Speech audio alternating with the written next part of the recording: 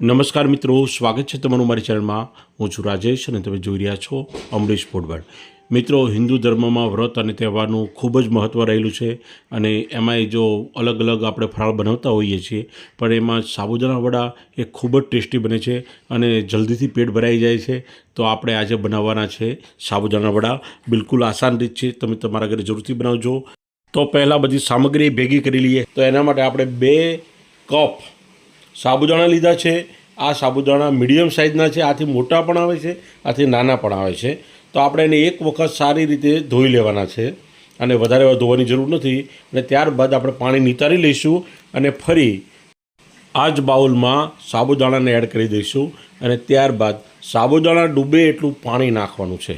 વધારે પાણી એડ કરવાની બિલકુલ જરૂર નથી અને એને ઢાંકીને આપણે 3 થી 4 કલાક માટે રહેવા દેવાનો છે અને 4 કલાક પછી જોઈશું તો સાબુદાણા પરફેક્ટ ફૂલી ગયા છે અને જેટલું પાણી હતું એ બધું સાબુદાણાએ બરાબર એબ્ઝોર્બ કરી લીધું છે અને આ રીતે સાબુદાણા પલળીને પરફેક્ટ થઈ ગયા છે। હવે હાથ વડે દબાવીને પણ આપણે ચેક કરી લઈએ, બિલકુલ કડક નથી રહ્યા, એકદમ સોફ્ટ થઈ ગયા છે। જો હવે આમાંથી આપણે સાબુદાણાની કોઈ પણ આઈટમ બનાવવી હોય તો તે બનાવી શકાય છે। સાબુદાણા વડાને પલાળવાની આ એક રીત ખૂબ જ સરસ છે। હવે ત્યારબાદ આપણે એમાં હવે મસાલો કરી દઈશું। તો આ રીતે આપણે 500 ગ્રામ બટેટા લીધા છે, એને બાફી લીધા છે અને ત્યારબાદ એને આપણે ખમણી લઈશું, ક્રશ કરી લઈશું। તમે હાથ વડે દબાવીને પણ ક્રશ કરી શકો છો, પણ ખમણવાથી આ સાબુદાણાનો શેપ બહુ પરફેક્ટ આવે છે। એટલે આપણે બટાટાને ખમણી લીધા છે અને ત્યારબાદ સાબુદાણા સાથે આ બટાટાને બરાબર મિક્સ કરી લેવાના છે અને મિક્સ કરી લીધા પછી આપણે એમાં મસાલા કરવાના છે અને બહુ ઝાઝા મસાલા કરવાની બિલકુલ જરૂર નથી। ફક્ત સિમ્પલ મસાલાથી આ સાબુદાણા વડાનો મસાલો બહુ સરસ બની જાય છે। તો આપણે આદુ મરચાંને ક્રશ કરીને એડ કર્યા છે અને ત્યારબાદ કાળા મરી એ થોડા આપણે વધારે પ્રમાણમાં એડ કરીએ, કારણ કે એનો સ્વાદ ખૂબ સરસ આવે છે। અને ત્યારબાદ શેકેલું જીરું 1 ચમચી એડ કરવાનું છે અને ત્યારબાદ 200 ગ્રામ શિંગદાણાને શેકીને એનો દરદરો ભૂકો કરીને એડ કરવાનો છે અને ત્યારબાદ સ્વાદ મુજબ મીઠું અને થોડી કોથમીર એડ કરવાની છે। કોથમીર ઓપ્શનલ છે, તમને પસંદ હોય તો તમે એડ કરી શકો છો।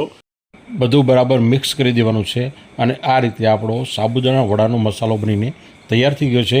એને સાઈડ ઉપર રાખી દઈશું। ત્યારબાદ હવે આપણે એક એના માટેનું રાયતું બનાવી લઈએ। તો આ કાકડીનું રાયતું છે અને એમાં આપણે દહીં લીધું છે, અંદર આપણે આદુ અને લીલા મરચાં ક્રશ કરેલા એડ કર્યા અને ત્યારબાદ ખમણેલી કાકડીને એડ કરવાની છે, કારણ કે સાબુદાણા વડા સાથે કાકડીનું રાયતું ખૂબ જ સરસ લાગે છે। તો મિત્રો, આપણે 500 ગ્રામ દહીં લીધું છે, એમાં 250 ગ્રામ કાકડીને છાલ ઉતારીને ખમણી લીધી છે અને એ બંને મિક્સ કરી દેવાનું છે, સારી રીતે મિક્સ કરવાનું છે। અને હવે ત્યારબાદ એમાં આપણે થોડા મસાલા પણ એડ કરવાના છે। તો સૌપ્રથમ આપણે એડ કરીશું કાળા મરીનો પાવડર, જે આપણે દરદરો પીસેલો હતો, અને આ પાવડર એડ કરવાથી રાયતાનો સ્વાદ ખૂબ સરસ આવે છે। અને ત્યારબાદ શેકેલું જીરું અને હવે સ્વાદ મુજબ મીઠું એડ કરવાનું છે અને હવે થોડી કોથમીર પણ એડ કરી દઈએ, જેનો સ્વાદ ખૂબ જ સરસ આવે છે। અને હવે આ સ્વાદને બેલેન્સ કરવા માટે 1 ચમચી ખાંડ એડ કરી દઈએ, બિલકુલ ઓપ્શનલ છે, તમને જો સુગર પસંદ હોય તો જ તમે એડ કરજો। અને હવે આપણે બધું મિક્સ કરી દેવાનું છે। તો આ રીતે કાકડીનું રાયતું બનીને તૈયાર થઈ ગયું છે, એને ફ્રીજમાં ઠંડુ થવા રાખી દઈએ અને ત્યારબાદ આ મસાલામાંથી આપણે સાબુદાણા વડા બનાવી લઈએ। તો આ રીતે થોડો પોર્શન સાબુદાણાનો ઉપાડવાનો છે અને આને આ રીતે દબાવીને એક સાબુદાણા વડાનો શેપ આપવાનો છે। જનરલી સાબુદાણા વડાનો આ શેપમાં બધા બનાવતા હોય છે અને એને ગરમ તેલમાં ફ્રાય કરવાના છે, મીડિયમ ગરમ તેલમાં ફ્રાય કરવાના છે। અને આ રીતે ફટાફટ આપણે બધા જ સાબુદાણા વડાને બનાવી લેવાના છે અને એને ગોલ્ડન બ્રાઉન થાય, થોડા ક્રિસ્પી થાય ત્યાં સુધી આપણે તળવાના છે। અને મિત્રો, પૂનાના લોકોએ આ એક સ્ટ્રીટ ફૂડ બનાવી દીધું છે, કારણ કે ત્યાંના લોકો તો વ્રત, તહેવાર, ઉપવાસ સિવાય પણ સાબુદાણા વડા રેગ્યુલર બ્રેકફાસ્ટમાં એન્જોય કરતા હોય છે। તો મિત્રો, કોઈને સાબુદાણા વડાનો ધંધો કરવો હોય તો ગુજરાતમાં પણ આ પહેલ કરી શકો છો, એને એક મસ્ત મજાનું સ્ટ્રીટ ફૂડ બનાવી દો।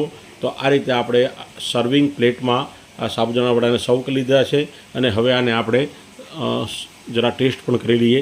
તો એકદમ ઉપરથી ક્રિસ્પી, અંદરથી સોફ્ટ અને ખૂબ જ સરસ સ્વાદમાં ટેસ્ટી એવા સાબુદાણા વડા બનીને તૈયાર થઈ ગયા છે। એને રાયતા સાથે અને સાથે થોડી દરદરી મરચાંની ઠેચા ચટણી સાથે ખાવાની ખૂબ મજા આવે છે મિત્રો. તો મિત્રો આપણે ઉપવાસની વ્રતની કે તહેવારની રાહ જોવાની બિલકુલ જરૂર નથી. આજે જ બનાવી લો તમારા ઘરે સાબુદાણા વડા, જે એક મસ્ત મજાનો નાસ્તો બની જશે. પેટ જલ્દીથી ભરાઈ જશે અને વધારે બીજું કંઈ ખાવાની જરૂર નહીં પડે એવા સરસ મજાના સાબુદાણા વડા તમારા ઘરે બનાવીને તમે મને કોમેન્ટ કરી જણાવજો કે તમારાથી આ સાબુદાણા વડા કેવા બન્યા. વિડીયો ગમે તો લાઇક, શેર અને સબસ્ક્રાઈબ કરજો. મળતા રહીશું નવા વિડીયો સાથે. જય હિન્દ, જય જય ગુજરાત.